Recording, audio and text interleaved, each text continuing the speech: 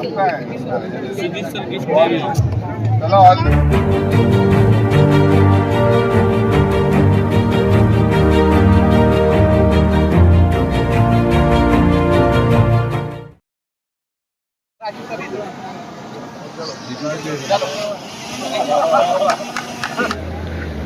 हो रहे national football championship में पधारे सम्माननीय दिनेश पाटिल साहब, हमारे सम्माननीय कलेक्टर साहब दिनेश जी, उपस्थित हमारे मित्र सम्माननीय पूर्व विधायक डॉक्टर मिलिंद जी माने, मंच पर साझा हुए सम्माननीय कुमार जी मसराम, और पिछले 2 दशकों से ज्यादा हमारे इस देश में फुटबॉल का प्रचार प्रसार हो, इसमें सदैव अपनी लगन से, मेहनत से इस फुटबॉल को एक नई पहचान दिलाने का काम कर रहे प्रवीण जी मानवटकर, अजय जी सोनटक्के, किशोर जी बागड़े, प्रोफेसर योतिकर जी और हमारे विभिन्न राज्यों से पधारे सभी फुटबॉल एसोसिएशन के सम्माननीय अध्यक्ष और पदाधिकारी, और यहाँ पे हमारे देश के विभिन्न राज्यों से पधारे इस चैंपियनशिप में भाग लेने आए सभी हमारे फुटबॉल के खिलाड़ी।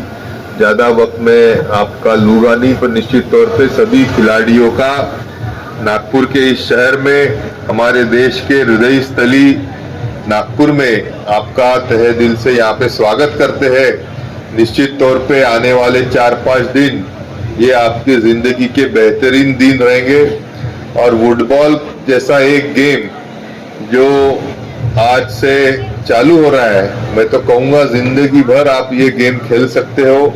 जैसे दिनेश जी ने कहा कि उम्र की कोई उसमें कोई भी ये नहीं है, बहुत सिंपल गेम है।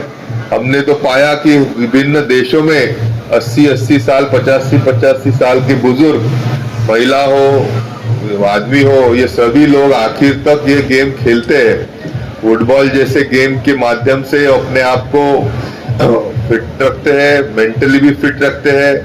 और खुशी की बात यह है कि ओलंपिक काउंसिल ऑफ एशिया के द्वारा यह गेम का चयन एशियन बीच गेम्स के लिए हुआ है। तो हमारी ओलंपिक काउंसिल ऑफ इंडिया के तहत पिछले 15 सालों से हम ये एशियन बीच गेम्स में विभिन्न राज्यों के सभी हमारे उत्कृष्ट फुटबॉल खिलाड़ियों को वहां पे भेजते हैं, और अंतर्राष्ट्रीय स्तर पर हमारे देश का नाम और भविष्य उज्जवल करने का काम निश्चित तौर पे हमारे आज के इस चैंपियनशिप से जो खिलाड़ी हमारे ध्यान में आएंगे, जिसका प्रदर्शन बहुत अच्छा रहेगा, उनको भी आने वाले दिनों में अंतर्राष्ट्रीय खिलाड़ी बनने का मौका निश्चित तौर पे फुटबॉल एसोसिएशन ऑफ इंडिया देगी। यह मैं आपको कहना चाहूंगा। ज्यादा वक्त जाया न करते हुए सभी खिलाड़ियों को बहुत बहुत शुभकामनाओं के साथ निश्चित तौर पे फुटबॉल जैसा गेम आप जिंदगी भर खेले, यही मैं आपसे गुजारिश करूंगा। सभी आयोजकों का यहाँ से फिर एक बार मैं तहे दिल से अभिनंदन करता हूँ। हर साल आप बड़ी लगन से, मेहनत से ये चैंपियनशिप अरेंज करते हो, और इसके द्वारा हजारों हमारे खिलाड़ियों को फुटबॉल जैसे नए गेम की पहचान कराते हो। सभी का बहुत बहुत अभिनंदन, धन्यवाद। और मैं डिक्लेयर करता हूं कि हमारा 19 जूनियर और 13 सब जूनियर नेशनल फुटबॉल चैंपियनशिप ये उद्घाटित हुआ। धन्यवाद। चलो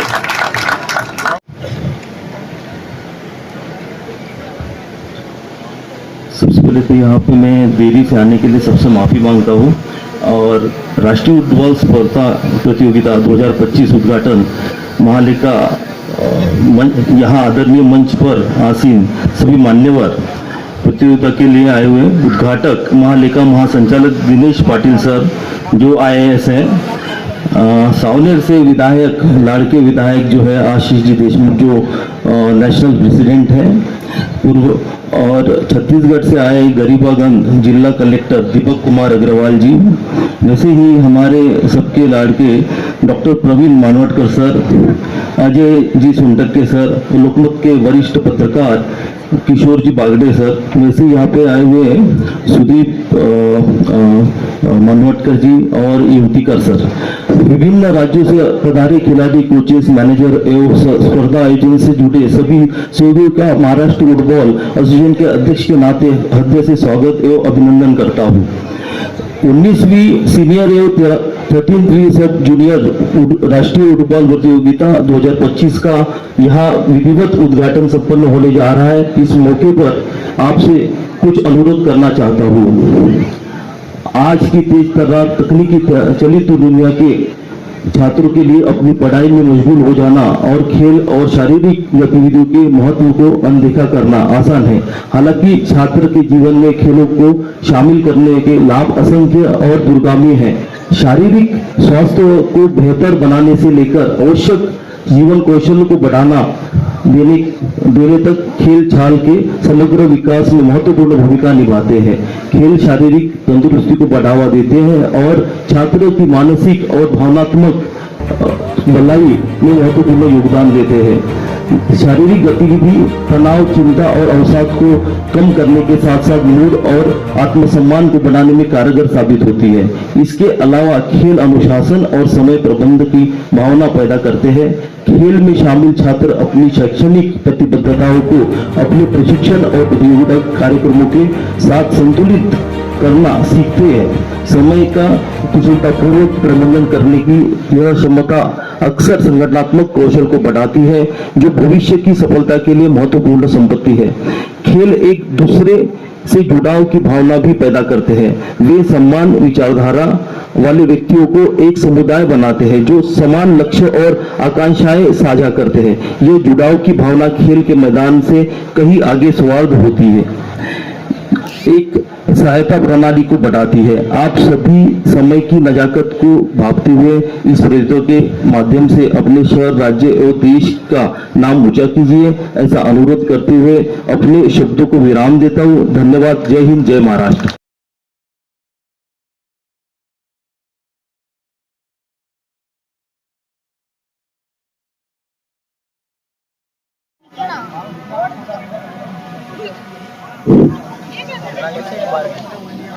नमस्कार। 19वीं सीनियर नेशनल फुटबॉल चैंपियनशिप एवं 13वीं सब जूनियर नेशनल फुटबॉल चैंपियनशिप का आज यहाँ विधिवत उद्घाटन होने जा रहा है। मुख्य अतिथि, कार्यक्रम के अध्यक्ष यहाँ जल्द ही पधारने वाले हैं। सभी से अनुरोध है कि वे अपने टीम के साथ में बैठ जाएं। हम बड़े जल्द यहाँ उद्घाटन कार्यक्रम आयोजित करने जा रहे हैं। सबसे पहले मैं सभी अतिथियों से, जिनका मैं नाम ले रहा हूँ, उनसे अनुरोध है कि कृपया वे मंच पर पधारें। हम उनके बैठने की व्यवस्था विशिष्ट स्थान पर करने जा रहे हैं। मैं जिनका नाम लेता हूँ, कृपया मंच पर आइए। मिस्टर देवांश। बच्चों, जो पूरे भारत से आए हुए, मैं आप सबका स्वागत करता हूं। और यहाँ पे मंचासीन आदरणीय डॉक्टर आशीष जी देशमुख, जो खेल में रुचि रखते हैं और ये धुआंधार नेता भी है हमारे नागपुर के, तो उनके लिए जोरदार तालियां हो जाए। और मंचासीन में बैठे हुए फुटबॉल एसोसिएशन ऑफ महाराष्ट्र के प्रेसिडेंट कुमार मसराम जी, किशोर बागड़े जी, अजय सोनटक्के जी और डॉक्टर प्रवीण मानवटकर जी, इनके बिना यहां पे हम नहीं आ सकते थे। इनके लिए भी जोरदार तालियां हो जाए। और यहां पे आए हुए सभी पदासीन, सभी सचिव, उनका मैं स्वागत करता हूं।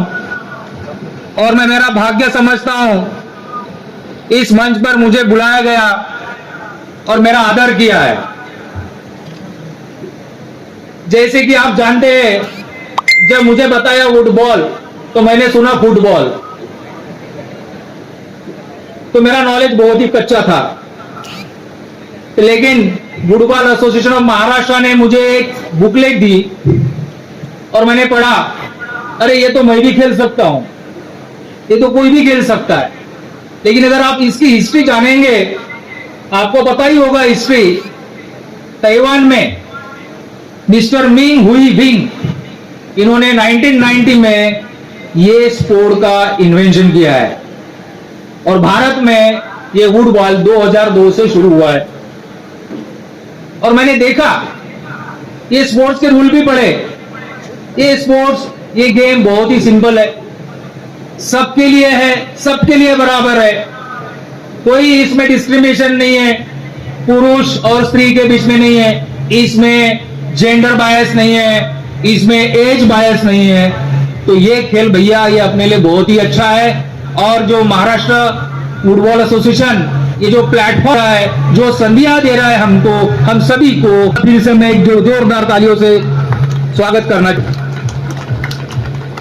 और आप तो सभी खेलते ही है और आपको पता ही है कि इसमें एक ही सिंगल मैलेट यूज होता है और 8 to 18 मेंबर्स उसमें होते हैं।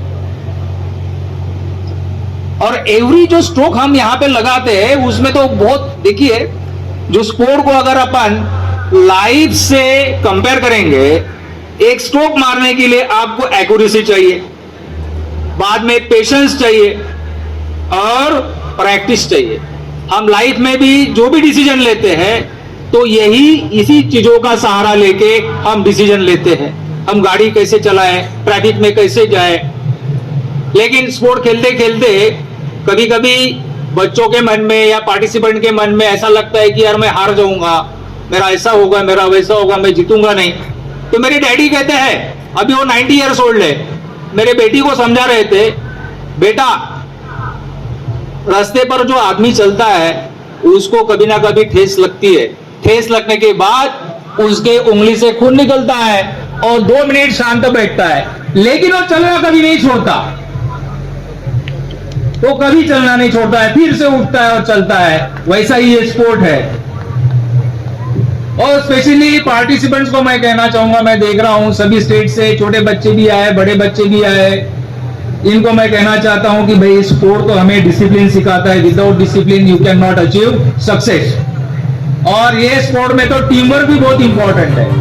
एक दूसरे से आप एक दूसरे की सहायता नहीं लेंगे, एक दूसरे को सपोर्ट नहीं करेंगे तो टीम वर्क पैदा नहीं होगा, और टीम वर्क अगर पैदा नहीं होगा तो आपस में फ्रेंडलीनेस नहीं आएगा। लेकिन ये स्पोर्ट सिखाता है without team work you can not win. तो ये स्पोर्ट के कारण